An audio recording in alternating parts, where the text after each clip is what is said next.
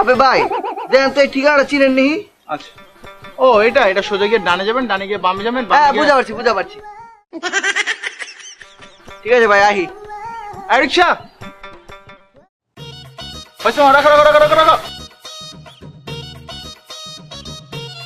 কত হয়েছে মামা? 50 টাকা। আরে আমার মানবিক কই? আয় হ্যাঁ আয় হ্যাঁ মামা, আমার মানবিক পাচ্ছি না।